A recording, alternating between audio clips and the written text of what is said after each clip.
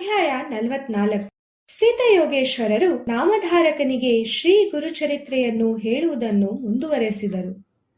ಗಾಣಗಾಪುರ ಕ್ಷೇತ್ರದಲ್ಲಿ ನೇಕಾರನೊಬ್ಬನಿದ್ದನು. ಅವನಿಗೆ ಶ್ರೀಗುರುಗಳಲ್ಲಿ ಪರಮಭಕ್ತಿ ಇದ್ದಿತು. ನಿತ್ಯವೂ ಆತನು ತನ್ನ ಕಾಯಕವನ್ನು ಮಾಡುತ್ತಾ 3 ಹೊತ್ತು ಗುರುಮಠಕ್ಕೆ ಬಂದು ಗುರುಸೇವೆಯನ್ನು ಮಾಡುತ್ತಿದ್ದನು.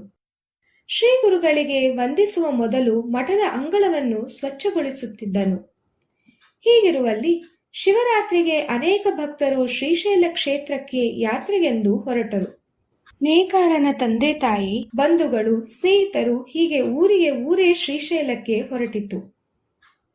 ನೇಕಾರನ ಮನೆಯವರು ಅವನನ್ನು ಶ್ರೀಶೈಲಕ್ಕೆ ಬರುವಂತೆ ಒತ್ತಾಯಿಸಿದರು.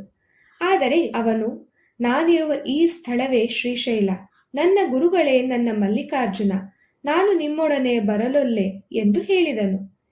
ನೇಕಾರನೊಬ್ಬನನ್ನು ಉಳಿದು ಮಿಕ್ಕವರೆಲ್ಲ ಶ್ರೀಶೈಲಕ್ಕೆ ಹೊರಟರು. ಮರುದಿನ ನೇಕಾರನು ಎಂದಿನಂತೆ ಗುರುಮಠಕ್ಕೆ ಬಂದನು. ಅವನನ್ನು ಕುರಿತು ಶ್ರೀಗುರುಗಳು, ಅಯ್ಯ, ಊರಿನ ಜನರೆಲ್ಲ ಶ್ರೀಶೈಲಕ್ಕೆ ಹೋಗಿದ್ದಾರೆ, ನೀನೇಕೆ ಹೋಗಲಿಲ್ಲ ಎಂದು ಕೇಳಿದರು.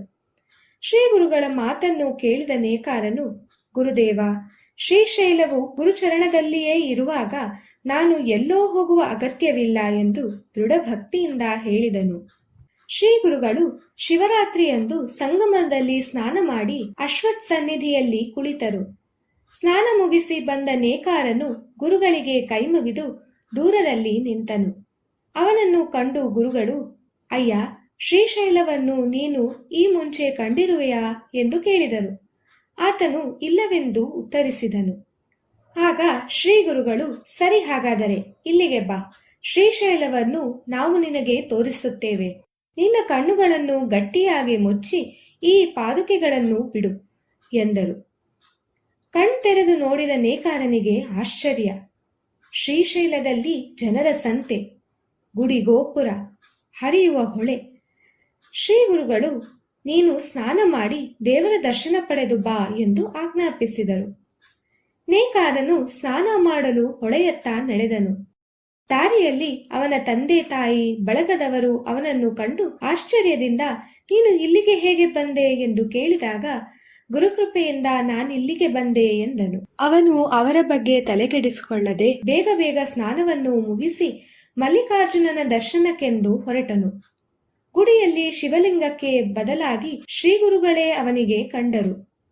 ನಮಸ್ಕಾರ ಮಾಡಿದ ಅವನು ಪ್ರಸಾದ ಪಡೆದು ಶ್ರೀಗುರುಗಳತ್ತ ನಡೆದನು. ಶ್ರೀಗುರುಗಳಿಗೆ ನಮಸ್ಕರಿಸಿ, ಗುರುದೇವ, ಸ್ವಾಮಿಯ ಬದಲು ನಾನು ನಿಮ್ಮನ್ನೇ ಅಲ್ಲಿ ಕಂಡೆ. ಪ್ರತ್ಯೇಕ ಲಿಂಗವನ್ನಂತೂ ನಾನು ಕಾಣಲಿಲ್ಲ. ಗುರು ಸನ್ನಿಧಿಯನ್ನು ಬಿಟ್ಟು ಕಷ್ಟಪಟ್ಟು ಇಲ್ಲಿಗೆ ಬರುವ ಜನರು ಎಷ್ಟು ಮೂರ್ಖರು. ನಿಮ್ಮ ಮಹಿಮೆ ಈ ಜನಗಳಿಗೆ ತಿಳಿಯದೇ ಹೋಯಿತಲ್ಲ ಎಂದನು. ಶ್ರೀಗುರುಗಳು, ಭಗವಾನ್ ಶಂಕರನು ಎಲ್ಲೆಡೆ ಇದ್ದರೂ ಕ್ಷೇತ್ರ ಮಹಿಮೆ ಎನ್ನುವುದು ಇರುತ್ತದೆ ಎಂದು ಶ್ರೀಶೈಲ ಕ್ಷೇತ್ರ ಮಹಿಮೆಯನ್ನು ನೇಕಾರನಿಗೆ ವಿವರಿಸಿ ಹೇಳಿದರು. ಕೃತಯುಗದಲ್ಲಿ ಶೂರನು, ಕಾಮಿಯೂ, ಮಾಂಸಭಕ್ಷಕನೂ ಆಗಿದ್ದ ವಿಮರ್ಶಣನೆಂಬ ಬೇಡದೊರೆಯಿದ್ದನು. ಈತ ಮಹಾಶಿವಭಕ್ತನೂ ಆಗಿದ್ದನು. ಈತನ ಪತ್ನಿ ಕುಮುದ್ವತಿ ಪತಿವ್ರತೆ ಹಾಗೂ ಶಿವಭಕ್ತೆ.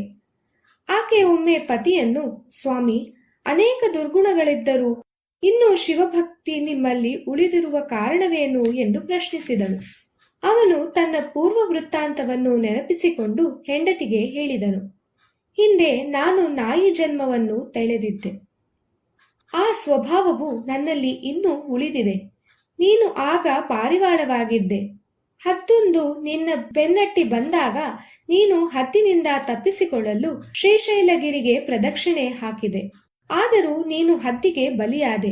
ಆದರೆ ಶ್ರೀಶೈಲಗಿರಿಗೆ ಪ್ರದಕ್ಷಿಣೆ ಮಾಡಿದ ಫಲದಿಂದಾಗಿ ರಾಜಪತ್ನಿಯಾಗಿ ಈಗ ಬಂದಿರುವೆ. ಪತಿಯ ಮಾತನ್ನು ಕೇಳಿದ ಕುಮುದ್ವತಿ ತನ್ನ ಮುಂದಿನ ಜನ್ಮದ ಬಗ್ಗೆ ಹೇಳಿರೆಂದು ಆಗ್ರಹಪಡಿಸಿದಳು. ಆಗ ಬೇಡರಾಜನು, ಮುಂದೆ ನಾನು ಪಾಂಡ್ಯ ದೇಶವನ್ನು ಪದ್ಮವರ್ಣನೆಂಬ ಹೆಸರಿನಿಂದ ಆಳುವೆನು.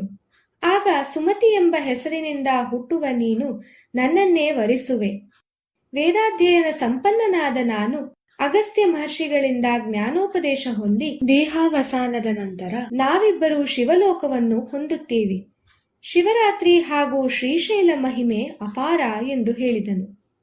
ಶ್ರೀ ಗುರುಗಳು ಶ್ರೀಶೈಲ ಕ್ಷೇತ್ರದ ಮಹಿಮೆಯನ್ನು ಬೇಡರಾಜನ ಕಥೆಯೊಡನೆ ಹೇಳಿದಾಗ ನೇಕಾರನು, ಗುರುವೇ, ನಿಮ್ಮನ್ನು ಪೂಜಿಸುವುದಕ್ಕಿಂತ ಮಿಗಿಲಾದ ಪೂಜೆ ಇಲ್ಲ. ನಾನು ನಿಮ್ಮ ಚರಣಕಮಲಗಳನ್ನೇ ನಂಬಿರುವೆ ಎಂದು ನಮಸ್ಕರಿಸಿದನು. ಶ್ರೀ ಗುರುಗಳು ನೇಕಾರನೊಂದಿಗೆ ಕ್ಷಣದಲ್ಲಿ ಸಂಗಮಕ್ಕೆ ಹಿಂತಿರುಗಿದರು. ನೇಕಾರನು ಶ್ರೀಗುರುಗಳು ಅರುಹಿದ ಶ್ರೀಶೈಲ ಕ್ಷೇತ್ರ ಮಹಿಮೆಯನ್ನು ಎಲ್ಲರಿಗೂ ತಿಳಿಸಿದನು. ಅದನ್ನು ಕೇಳಿದವರೆಲ್ಲರೂ ಆಶ್ಚರ್ಯಚಕಿತರಾದರು ಎಂದು ಸಿದ್ಧಯೋಗೇಶ್ವರರು ನಾಮಧಾರಕನಿಗೆ ನಿರೂಪಿಸುತ್ತಿದ್ದರು ಎಂಬಲ್ಲಿಗೆ ಶ್ರೀ ಗುರು ಚರಿತ್ರೆಯ 44ನೇ ಅಧ್ಯಾಯವು ಸಂಪೂರ್ಣವಾಯಿತು.